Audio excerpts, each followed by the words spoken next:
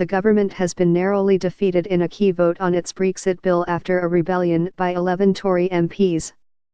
In a blow to Prime Minister Theresa May, MPs voted to give Parliament a legal guarantee of a vote on the final Brexit deal struck with Brussels. The government had argued this would jeopardize its chances of delivering a smooth departure from the EU.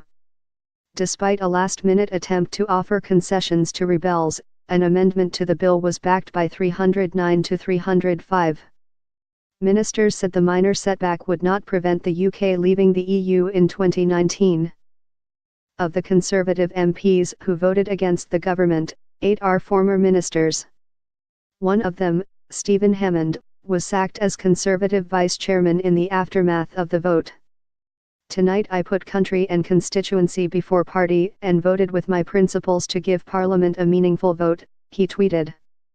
The government said it was disappointed at losing its first defeat on Brexit, despite the strong assurances it had offered. Labour leader Jeremy Corbyn said the defeat was a humiliating loss of authority for Mrs May on the eve of an EU summit where leaders will discuss Brexit. BBC political editor Laura Kunsberg. It's the first time that Theresa May has been defeated on her own business in the Commons. She has to front up in Brussels tomorrow with other EU leaders only hours after an embarrassing loss in Parliament. Beyond the red faces in government tonight, does it really matter? Ministers tonight are divided on that. 2 cabinet ministers have told me while it's disappointing it doesn't really matter in the big picture. It's certainly true that the Tory party is so divided over how we leave the EU that the parliamentary process was always going to be very, very choppy. But another minister told me the defeat is bad for Brexit and was openly frustrated and worried about their colleagues' behaviour. Read the rest of Laura's blog. The defeat came after opposition parties joined forces with Conservative rebels during a heated debate in the chamber on the amendment. Critics accused those behind the amendment, which was authored by former Attorney General Dominic Grieve and championed by other pro-Remain campaigners, of trying to frustrate Brexit and tying the government's hands. After the result was announced, one of the rebels, former Cabinet Minister Nicky Morgan, tweeted, "Tonight Parliament took control of the EU withdrawal process."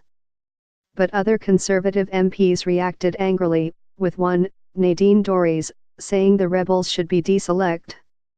Tonight, the Tory rebels have put a spring in Labour's step, given them a taste of winning, guaranteed the party a weekend of bad press, undermined the PM and devalued her impact in Brussels. They should be deselect and never allowed to stand as a Tory MP, ever again. End of Twitter post by @Nadine Dorries. This is not about a government defeat but about a parliamentary victory proud to have supported a meaningful vote. End of Twitter post by @Sarah Wollaston. The Tory rebels were Mr Grieve, Heidi Allen, Ken Clark, Jonathan Janagley, Stephen Hammond, Sir Oliver Heald, Nicky Morgan, Bob Neal, Antoinette Sandbach, Anna Soubry and Sarah Wollaston. Another Conservative MP, John Stevenson, abstained by voting in both lobbies.